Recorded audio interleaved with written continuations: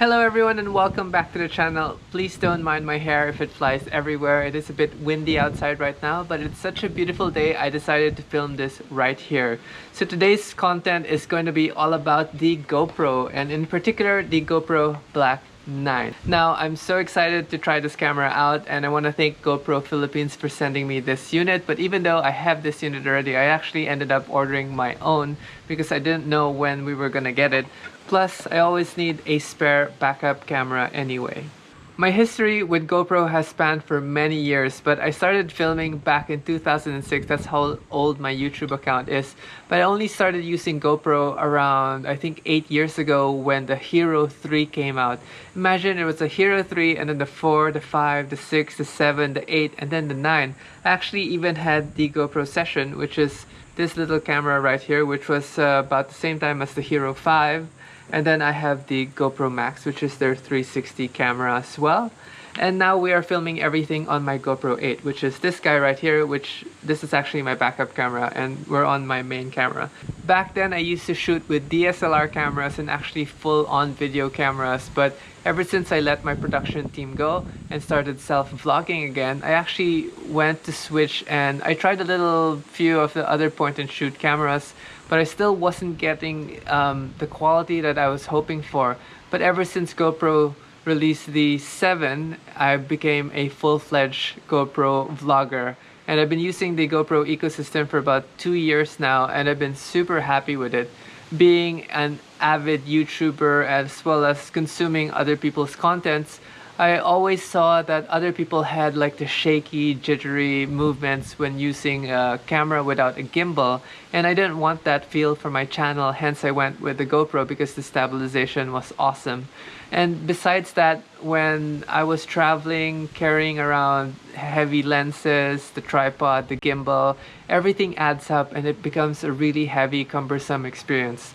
Unlike having the GoPro on a selfie stick with a small tripod, this thing works amazingly for my needs, and it's able for me to bring the camera almost anywhere, because sometimes when you bring out a DSLR camera in a place, people will stop you or they look at you funny. Unlike these little cameras, if you whip this out anywhere, no one really minds you because they think it's just a small camera, which is actually a plus. Back then, GoPros were only reserved for action shots, water sports, or places where you couldn't really put the big camera in. But nowadays, this little camera can really produce such a great image quality, and it has decent audio as well. The only thing I actually genuinely miss from shooting with the bigger cameras is being able to pull focus and also being able to blur the foreground or the background. I hope GoPro can give us this feature with a software update with their Magic Ray, and it's something that I think this little camera lacks. The slogan this year for the GoPro 9 is more everything. So much more, they actually increased the size of the camera. Now, in the history of GoPro, I know it's always gotten smaller and smaller, but this year they've actually had to make it bigger. Now, for me, this isn't a huge deal breaker because I think it's still such a small portable camera to get 5K resolution. So let's talk about some of the new features when you buy your own GoPro 9. So I'm gonna unbox this. Oh yes. First off, I want to give a huge shout out to GoPro for giving us this amazing carry case, finally. Imagine the older GoPro series had the plastic hard case with the plastic clear shell so that they can display the camera on the plastic pedestal, and there's so much plastic. With this, it's actually convenient and pretty smart to give us a carry case. Nice branding right here. So when we open it up, you get a GoPro holder, which I probably will be getting rid of, and it's recycled, which is another good job. Thank you, GoPro, for doing that. That's amazing. So let's talk about all the new features included when buying your own GoPro 9. Again, this case is amazing, and then when you open the case, you have your manual, your GoPro 9, cable, the battery, which is bigger. The battery is now bigger and sadly not compatible with the older series. And then you get 2 mounting points, which is pretty basic. So let's bring out the 8 right here. As you can see, it's bigger in every way. Bit thicker, a bit taller, a bit wider. So this camera has a new image sensor which gives us the 5K video at 30 frames per second. Also, it takes 20 megapixel resolution photos along with HDR photos. The front also has this colored LCD screen, finally, which is a big win for the vloggers like me, and a bigger rear screen. Now the battery, which is supposed to give us a longer recording time, which is awesome, but we're probably still going to need a few extra ones. Another interesting feature is this camera is supposed to give us better cold weather performance. Now when I brought my GoPro 8 to Japan, even the Max, there are moments when it was really cold that the camera actually wouldn't even turn on, or if it does turn on, when you hit record, it just basically hangs and it wasn't working at all.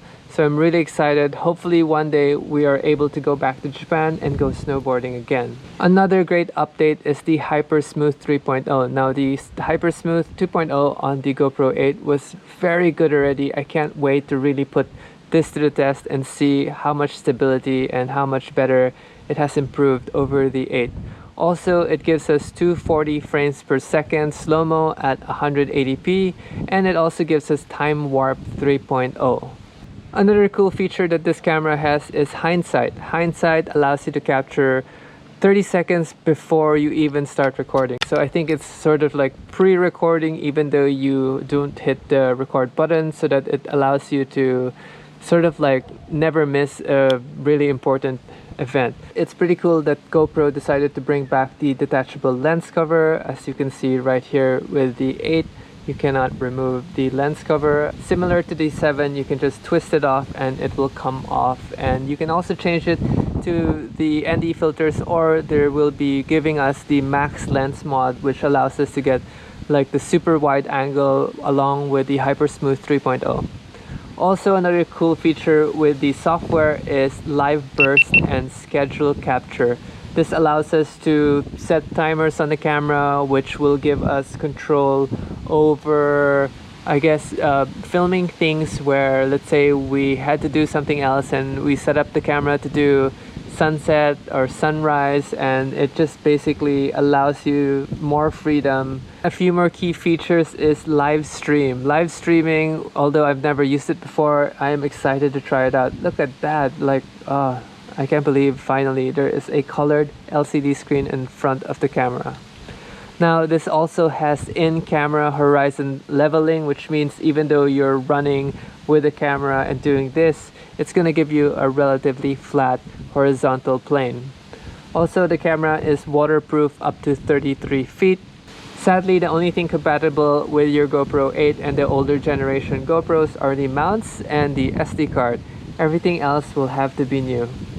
So I'll still be waiting for the media mod for this guy to be able to improve the audio quality, but I'm sure the internal mics are more than capable. Plus you have a self-draining mic right here. Yeah, the self-draining mic for the people who love to shoot in the water. Since you get out of the water, this drains out, which clears the mics instantly. In my opinion, this is the best GoPro yet, and I can't wait to shoot some action footage for you guys to see. So till then, stay tuned to this channel and see what this little camera can do.